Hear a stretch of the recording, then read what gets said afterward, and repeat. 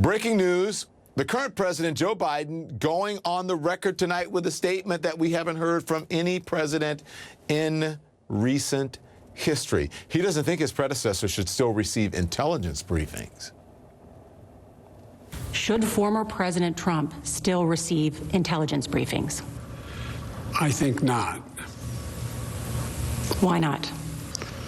Because of his erratic behavior unrelated to the insurrection. I mean, you've called him an existential threat. You've called him dangerous. You've called him reckless. Yeah, I have, and I believe it. What's your worst fear if he continues to get these intelligence briefings? I'd rather not speculate out loud. I just think that there is no need for him to have that intelligence briefing.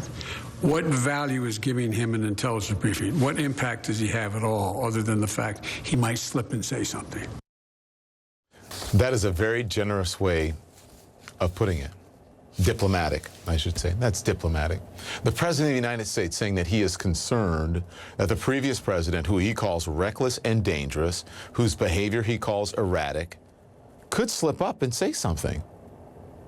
That's really something in this day and age.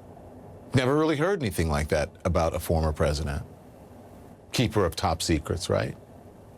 There's plenty of evidence, though, that he could do exactly what Joe Biden is concerned about, the current president is concerned about. Let's remember Russia, if you're listening. Russia, if you're listening, I hope you're able to find the 30,000 emails.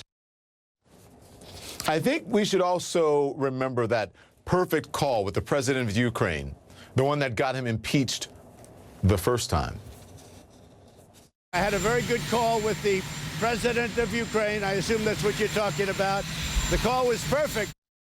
We should probably also remember him saying that he would take opposition research from a foreign power.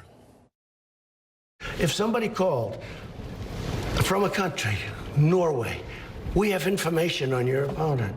Oh, I think I'd want to hear it.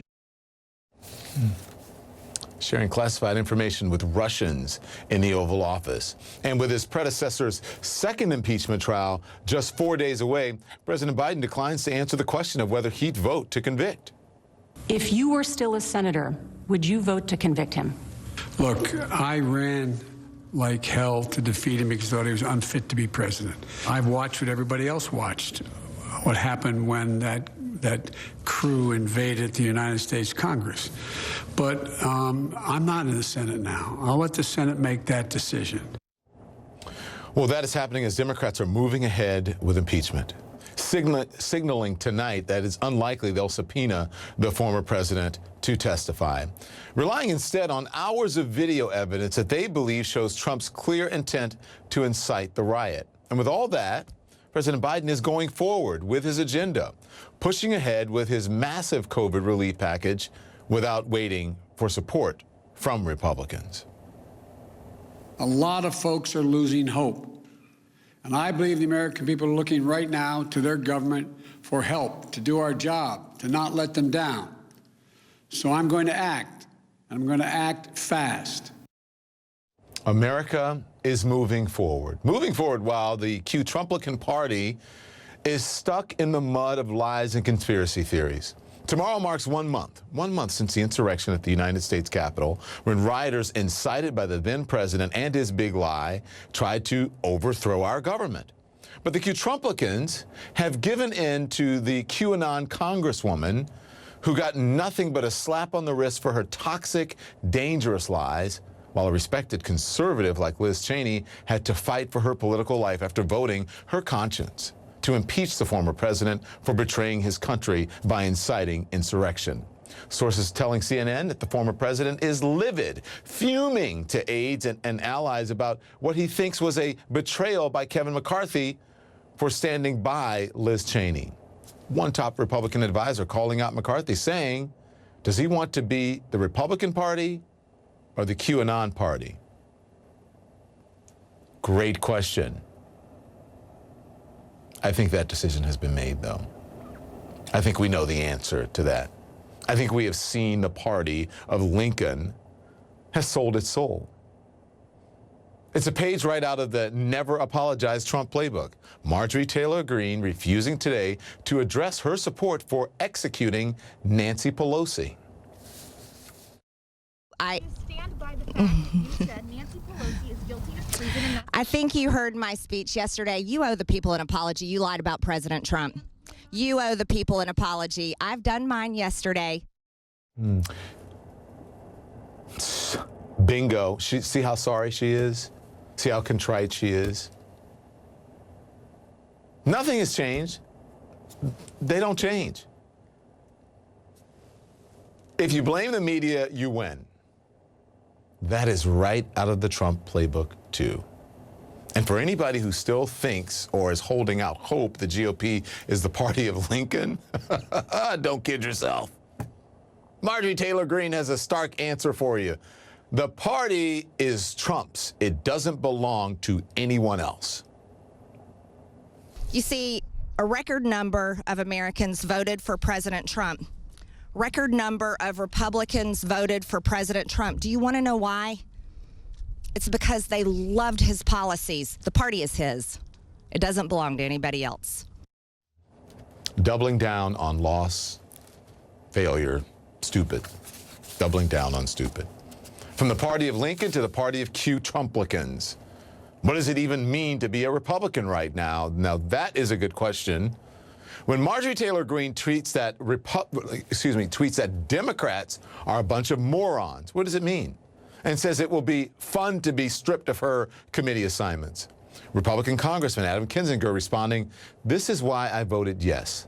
There is no remorse here for her past comments, just a huge desire to be famous." See, he said the same thing that I said. But you don't like it because I look like me.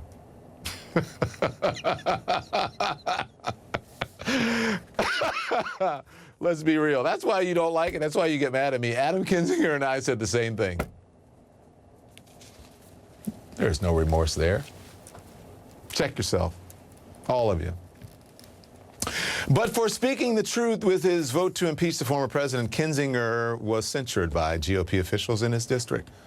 What does it mean to be a Republican or a Trumplican? What does it mean? What can you say about a party that includes Matt Gaetz, who said this about Marjorie Taylor Greene's press conference? Here it is. That was so good, I almost had to smoke a cigarette afterwards.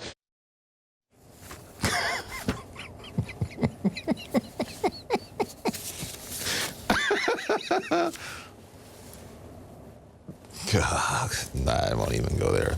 That is really, really creepy.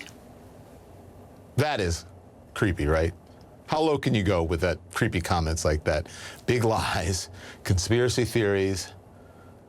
That is the Trumplican party today. The hypocrisy everywhere. Everywhere. This is a massive example of hypocrisy.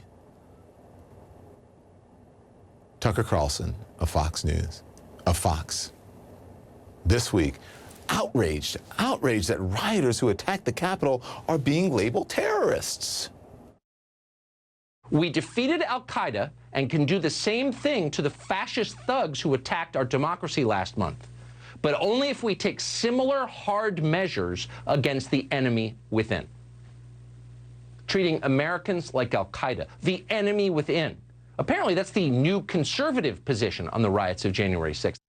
I mean, who would dare call Americans, who would dare call Americans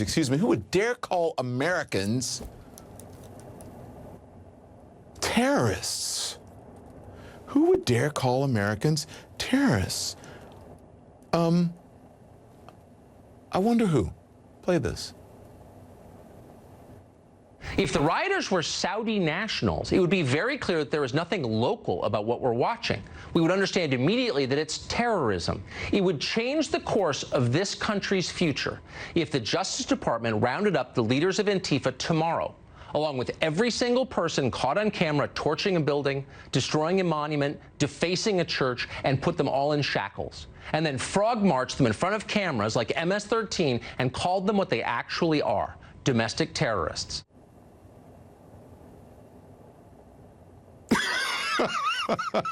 Sometimes I think they forget they're on tape. So that's what he said. You talked about Antifa, right?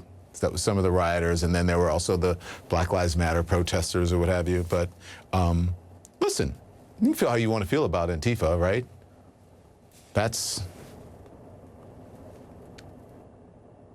They're Americans, though. People who stormed the Capitol, not good, but they're Americans too. Come on, man. Really. Like I said, the hypocrisy is everywhere. And the Republican Party, the Q-Trumplicans, they have sold their souls to conspiracy theorists, disgraced former president, and a disgraced former president who incited a riot at the Capitol with his big lie and who's facing his second impeachment trial next week. You guys see this, right? That's why I said to Chris, I think the veil has been lifted. We'll see.